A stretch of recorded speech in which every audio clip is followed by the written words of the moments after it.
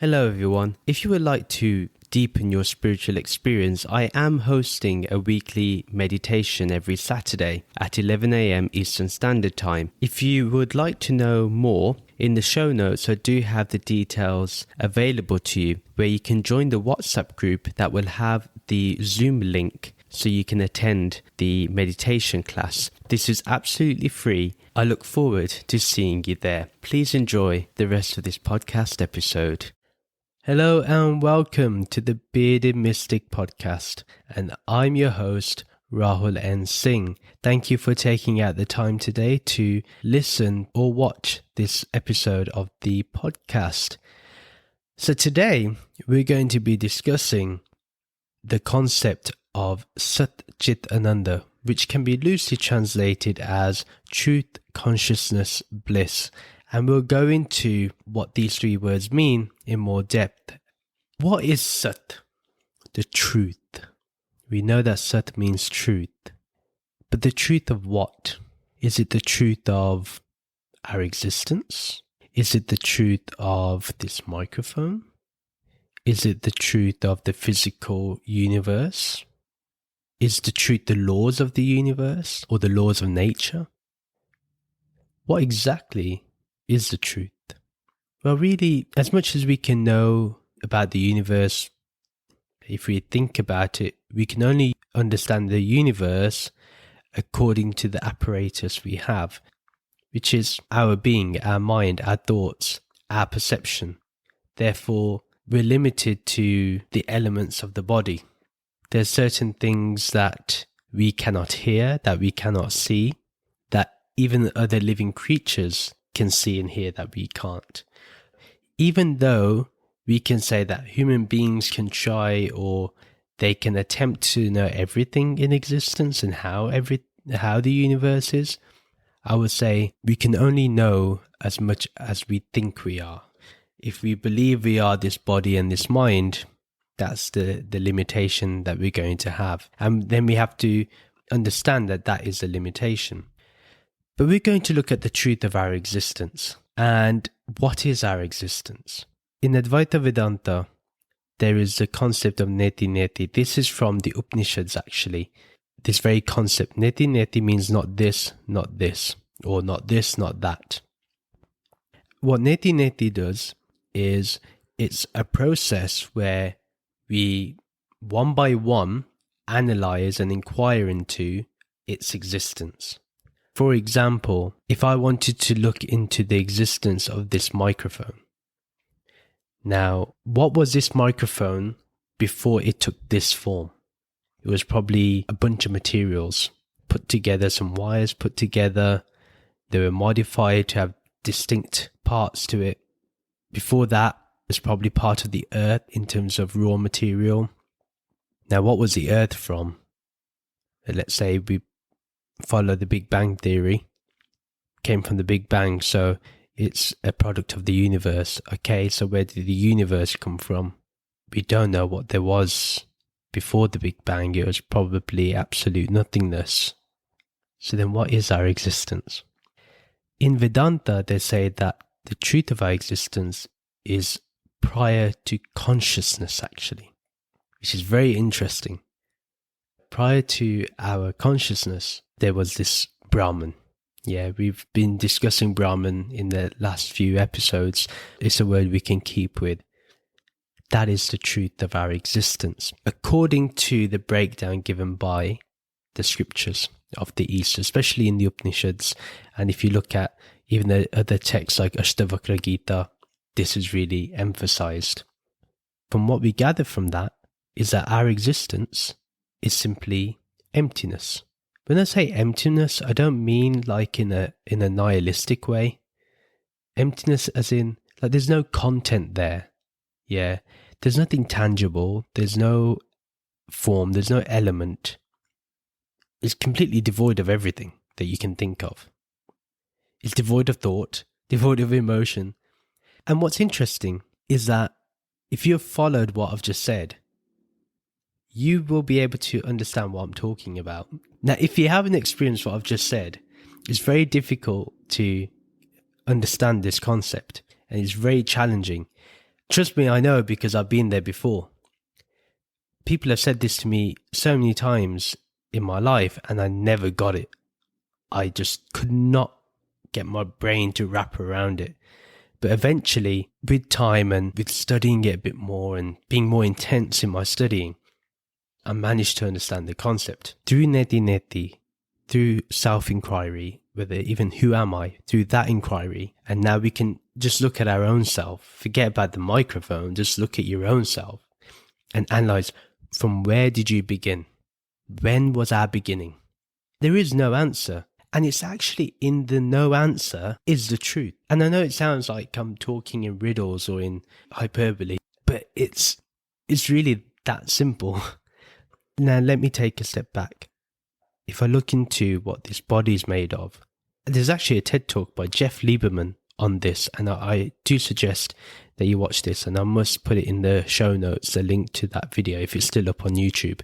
In there, he talks about how if you put a human body under a microscope, you'll see basically that we're cells, and if you put the cells under a microscope, you'll see electrons, neutrons, and all sorts. So if you keep going down eventually to the atom, now we go into like quarks and all that.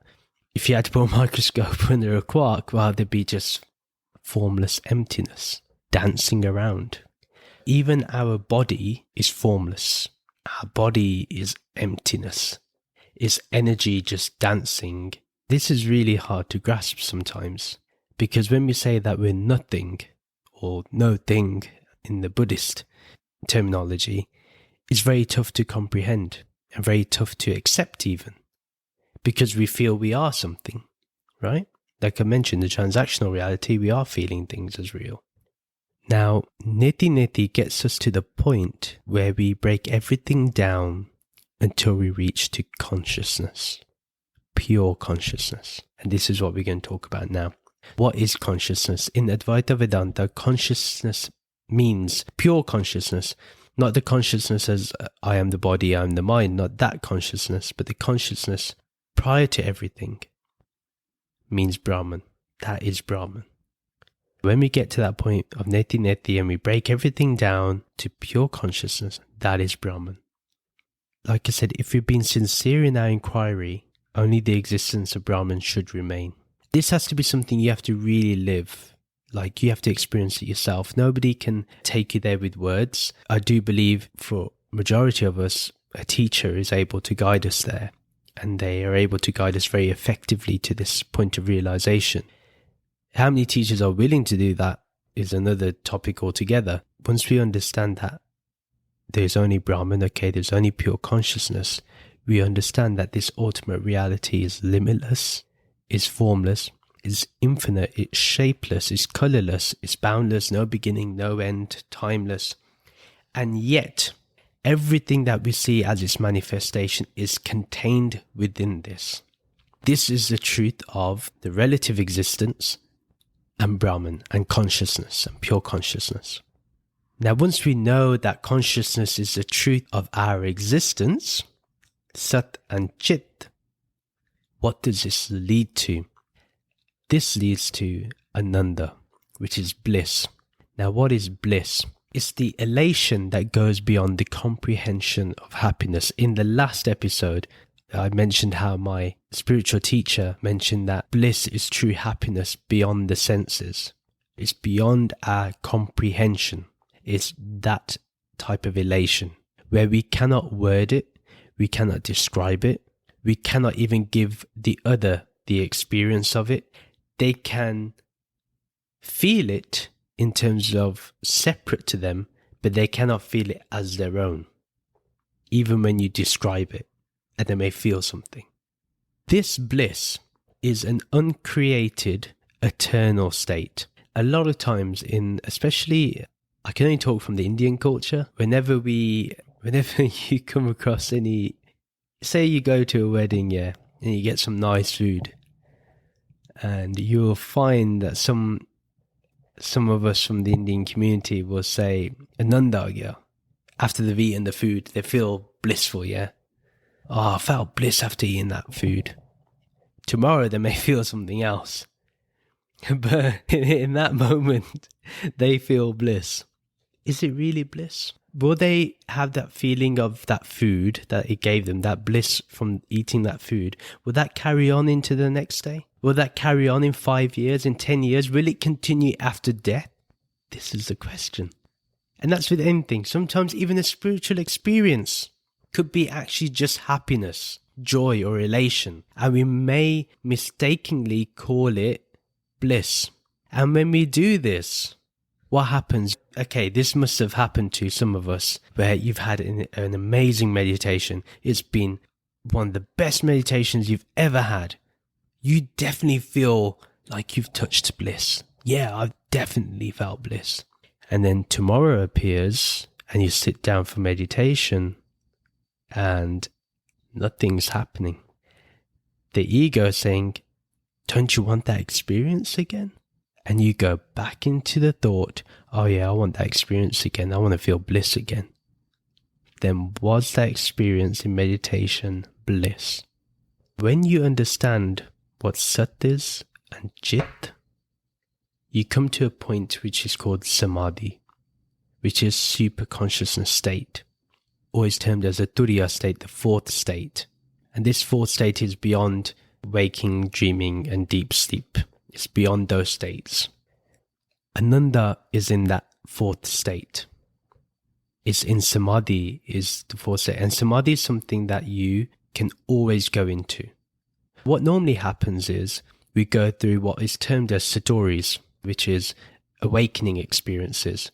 But we sometimes mistakenly we interpret it as enlightenment. But really we've just gone through an awakening. And we should be able to recognize this, and we have to be very honest in our spirituality to recognize when it is an awakening that, okay, this was a fleeting experience, but I'm getting closer to the goal. I've got to keep continuing. I've got to still go deeper into my practice. I've got to be more sincere in my practice. What tends to happen is we've had one experience of awakening and we suddenly term it as enlightenment because we've never experienced such a thing before, right? It's natural. I mean, I don't actually condemn anyone for feeling that way, to be honest, because it seems to be the only natural response to something that you've experienced for the first time. We have to understand that this feeling of blissfulness has to remain. Only then is it Samadhi. Samadhi is that direct realization of this uncreated eternal state of bliss. And it's always there. It never disappears. Awakening, it will go. Maybe you touched bliss, but you didn't enter the state. It's like you're at the beach. You just allowed the waves to touch your feet, but you didn't go walking into the ocean and go knee deep. It's like that. We just allow the wave of bliss to touch us, and then we allow it to recede back. Instead, what we should do is keep going forward. We stop making the effort. We then become a little insincere and say we've achieved everything. That isn't the state of bliss. Bliss is something you have to go into and then remain firm in, remain stable in. I would say that bliss and grace are interrelated and interdependent. To get to that state of bliss requires grace. To get to such a high state of being requires a certain level of, I don't want to say it's an influence because that means there's something external or even there's a duality. There isn't. It's like grace leads you there. I really feel that in this spiritual journey, you will find when you look back, you'll be like, how did that happen? That was grace. And I find bliss and grace are interdependent and interrelated. They work with each other. You could say they conspire together to get you to that state of samadhi. Yeah, it could be. Who knows? We just have to find out. This Sat Chit Ananda, then once we've become stabilized in Ananda, in bliss, we find that this is all one and not different aspects. So Sat isn't different, Chit isn't different, and Ananda isn't separate. They're all one. They're a symbiotic relationship. And that is what the mystic is. This is what the mystic experiences. It's super deep for me. Majority of the times I find it so difficult to comprehend. I've written a poem for this podcast and I hope you like it. Do tell me if you like these poems, because I then know whether to have these in my podcasts now and then. The thing about poetry is that it appears from nowhere for me. I never planned to write a poem. It always comes from a place beyond me. I'm never able to explain it. Let's start with this poem, yeah? I have travelled uncharted lands within my mind, wondered who I am, and when did I begin? When did I start identifying with this body? When did I become attached to my own name?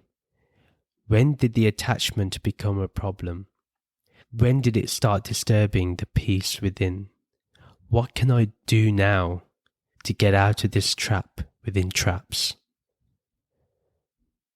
The boat I travelled on led me to an island. Upon my arrival, the mystic held his open arms. Such love was alien to me. Yet I hadn't seen another human in weeks, maybe months.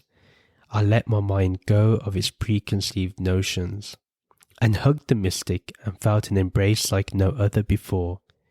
It took me to a place within my mind, a place I had been to yet was searching for once again.